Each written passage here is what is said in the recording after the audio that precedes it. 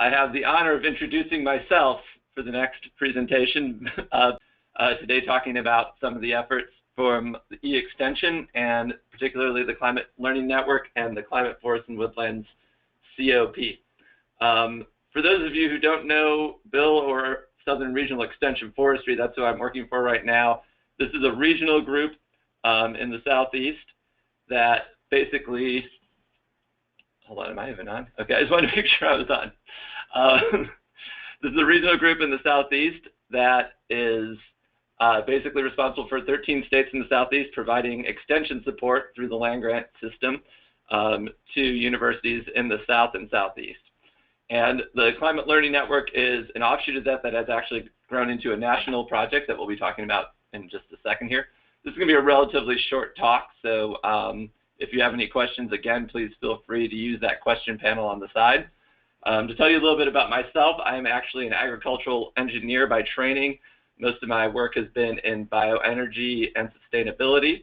I have both my degrees from the University of Georgia, and I have been working for Southern Regional Extension Forestry for about a year now, and I've been at the University of Georgia for about 10 years.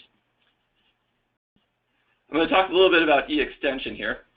E-Extension is the electronic face of the Cooperative Extension Program for the United States. So I'm sure many of you are familiar with Extension. This is a group that works to fulfill the land grant missions of land grant universities throughout the country. So in most cases, we have, say an agent in every county. That's the ideal situation where we have these agents out interacting, specifically when we talk about A&R or agricultural natural resource agents, working with farmers, growers, producers, foresters, helping them get their job done on the land, helping to make use of these working lands that we keep talking about here, representing USDA. So in the past, E-Extension has been focused with actually connecting with those managers and land managers and producers directly. So what we had is an electronic system for distributing information, and this also covers family and consumer sciences. So you can see on your screen there all the different resource areas we have. So agricultural and food law, farm energy, apples, specific commodities. We have a wealth of information at E-Extension that actually connects directly with those on the land. The idea was to provide this right to the ground, so when an agent wasn't available, you could actually get this information electronically. And this sort of, arose from the roots of the internet. And basically what we're getting is a new way for the people at the land grant universities to do their job, helping to get more information out to more people. There's a lot of information out there, and the basic unit has been the community of practice. That's how we've been delivering this information. So since we've seen a rise back in the economy and we started hiring more of these extension agents I was talking about, we really are putting together our system the way we had it, and we're starting to get to a really great place. And what we find now is that we may not have to go directly to the landowner or to the producer. We might be able to actually work with these agents. And with that, we have a new CEO at E-Extension, Christine Geith. She's from Michigan State. She actually does not have a background in extension. She's very much into innovation, training, new technologies, and she's been really great trying to breathe some new fresh air into the E-Extension system.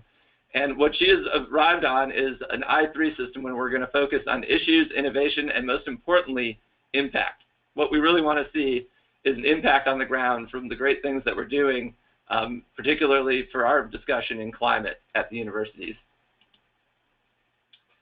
So we had a National Directors and Administrators meeting in fall of 2015. They came up with this I3 Issues, Innovation, and Impact platform. They're going to increase extension professionals' effectiveness in addressing issues of importance. So what we're going to do is actually, instead of trying to connect to everybody in the world, we're going to go back to this great delivery system that we have at the land grant universities and start using a cooperative extension program. And another big thing is fostering innovation and developing solutions and methods of work. So helping these agents to maybe do something they haven't done before to connect with their constituents, which will be really great. And then again, really trying to have an impact and have a way of measuring that to show what a great job E-Extension is doing and what impact it really can have. So ultimately, we're really trying to improve the delivery system and help extension agents to do their job. Extension agents do a great job. We're just there to support them. So with that, we have started the I3 issue core. And luckily for us, they picked two issues, and climate literacy is one of them, along with food systems. So the goal is to get 200 extension professionals on board that are really dedicated to one or both of these issues, working together to make really great short-term measurable impacts, and in our case, on climate. So we're going to start out with 200 and hope to grow that to 2,000 over the next few years. And again, these are extension agents, 2,000 extension agents that are really dedicated to the causes of food systems and climate literacy. So coming up in March, we have our I3 event, and this is just sort of demonstrating how we're taking a different approach to education through the extension system.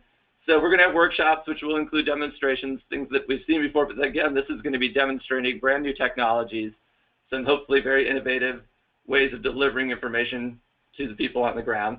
But they're also going to do some interesting things like have these Ignite presentations where they're innovative emerging issues that are only 5 minutes long, but hope to really get that point across and again, focus on measuring that impact.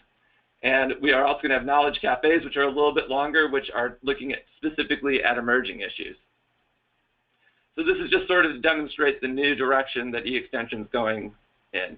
For those of you who have seen it in the past, you know it's very focused on fact sheets and static information. This is going to be on very dynamic information, new ways of delivering that. It's going to be pretty exciting. So with that, there's a couple, or actually three climate efforts going on through e-extension right now, and I'm going to discuss those a little bit here for you. The one I'm most involved with is the Agriculture, Forestry, and Climate Learning Network. Hopefully you have seen our newsletter. We've sent it out to quite a few people. If you're not getting that, please message me and I can help you connect with that. I'm the coordinator, and Dr. Bill Hubbard is our director, who will be with us tomorrow.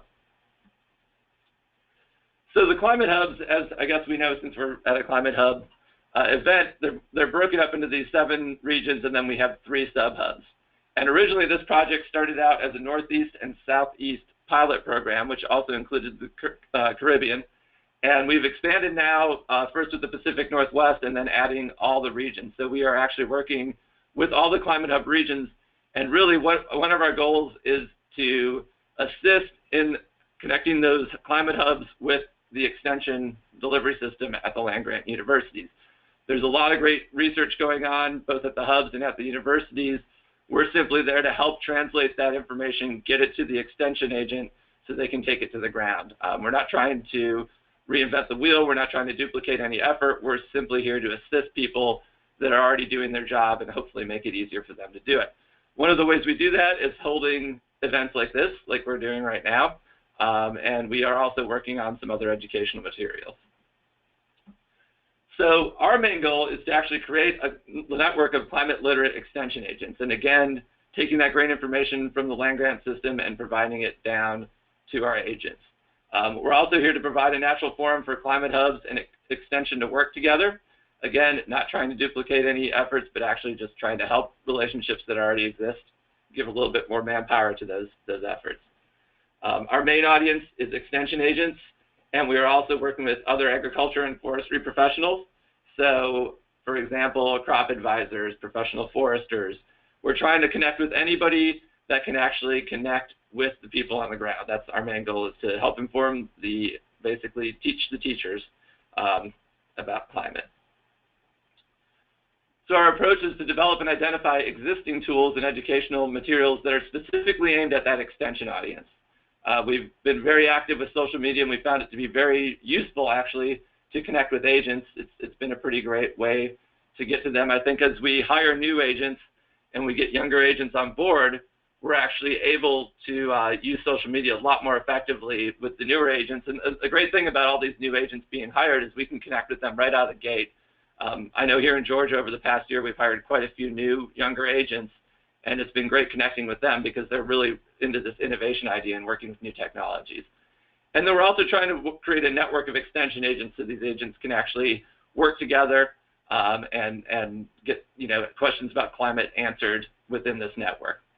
Some of the content we're developing, the main focus has up to this point been e-learning modules. These are interactive online lessons that have quizzes and certificates of completion And basically, we're doing this to provide continuing education units to our agents, to our crop advisors, et cetera. Webinars is a big part of what we've done, and I've started doing these about a year ago, and I hope that I've gotten pretty good at it. It's going to be tested today and tomorrow over the course of these many, many webinars that we're doing, but that is one of our delivery methods. We've also looked at what stakeholders need, and that has been through the cooperation of other folks throughout the country. And then we also we actually did a needs assessment for the climate hubs, trying to figure out how we can help them. Again, we're not trying to duplicate their efforts. We're trying to help them do their job and provide another conduit connecting to the land-grant universities and the extension system. And then we have our newsletter, which hopefully most of you have seen. That comes out every other month, just providing an update what we're doing and what some of our partners are doing. So, status of the project right now, we have completed our East Coast pilot in 2015.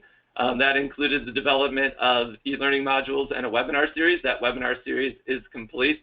We had a very aggressive timeline, so what we did is we did 6 webinars, and we are turning those into modules. Right now, those are under review.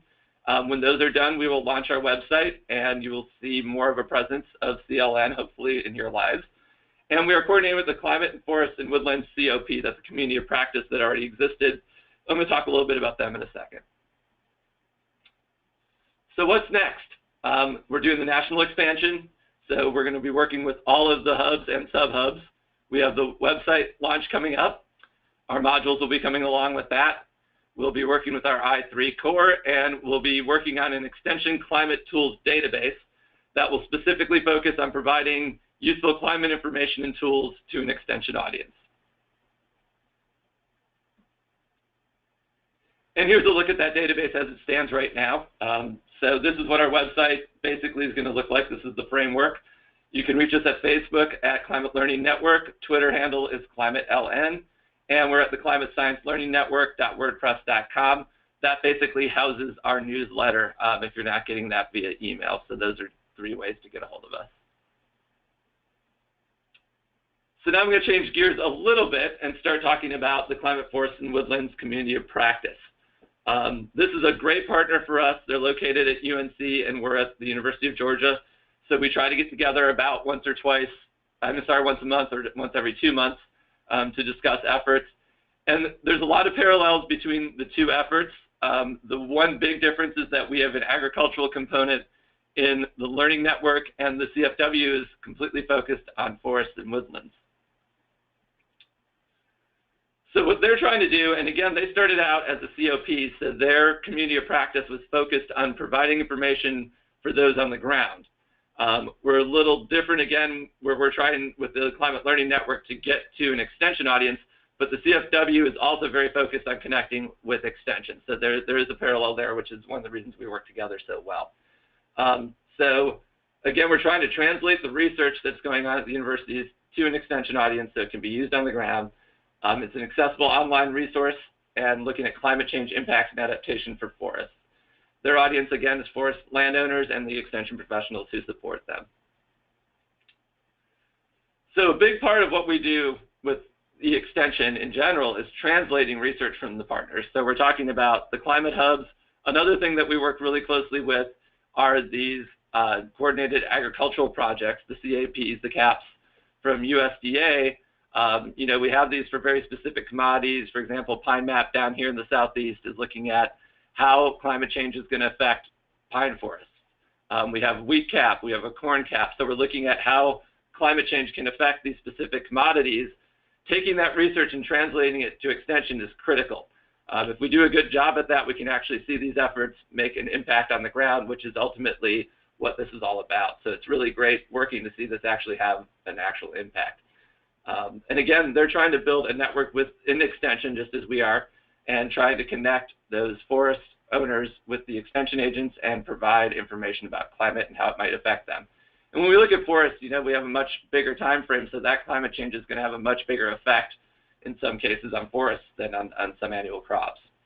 Their content's a little different, so we're going back to some of the more traditional extension publications, regional reports and assessments, forest ecology and management impacts, adaptation strategies, We have an Ask an Expert feature on both of our efforts, and that actually allows you to connect directly with somebody in Extension and get an answer to some of your questions.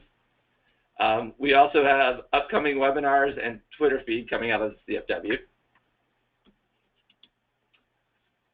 So they are growing their nationwide membership and audience. They already had a pretty established audience already. They're working on making that larger.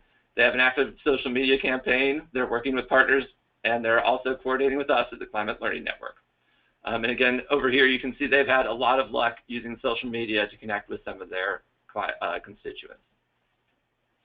So what's next for the CFW? They're working on innovative ways of doing outreach. They're actually part of the I3 core, and they're going to have a nice project there to connect with Extension agents. They, too, are redesigning their website, and we're trying to do a parallel design so we have some continuity between the two efforts. They're working on more multimedia, more media-rich content, so it's moving out of the static, traditional Extension publications into a more dynamic world and providing more dynamic content. Looking at how they're making an impact using analytics and, of course, continuous improvement. So they're really, trying to take something that's been around for a while and really get it going in a great way. They've been doing a great job in making that happen. And if you want to get a hold of them, they're at eextension.org, climate_forest_woodlands, Facebook at Climate Forest Woodlands. Their Twitter handle is CFW_COP, and they also have a WordPress blog that has their newsletter information at climateforestwoodlands.wordpress.com. And I'm going to briefly talk a little bit about working on animal ag, which is another effort that's happening at eExtension, but we're going to be hearing from Mark Reese tomorrow, and he's going to cover this in much greater detail. Just wanted you to know that this is another resource that's out there specifically focusing on animal agriculture. So they also have some web products, and one thing that they have that's really great, well, they have 200 pages of original content. They do a monthly webinar. They have a bunch of research summaries. Again, they're using that Ask the Expert tool. So they have 76 experts from 40 states, a really great resource if you want to get some information from a professional. And they've been the PI for 4 larger competitive grants and partners on 15 other grants. But what I really want to get to is here's their website, animalclimatechange.org, which is actually the inspiration for both the COP and the CLN. So as you can see, we're trying to go to this new dynamic web page. But most importantly, the Animal Agriculture and Climate Change online course is available. And I took this, and I can't stress enough how amazing this course is. This is a really effective course. This isn't something where you're just watching webinars and passively answering questions. It's an active community that interacts back with you. You really feel like you're taking a course. I learned a lot from this. This is one of the first things I did when I started working on the CLN, and I'm really impressed with this. So I just wanted to mention the availability of this course.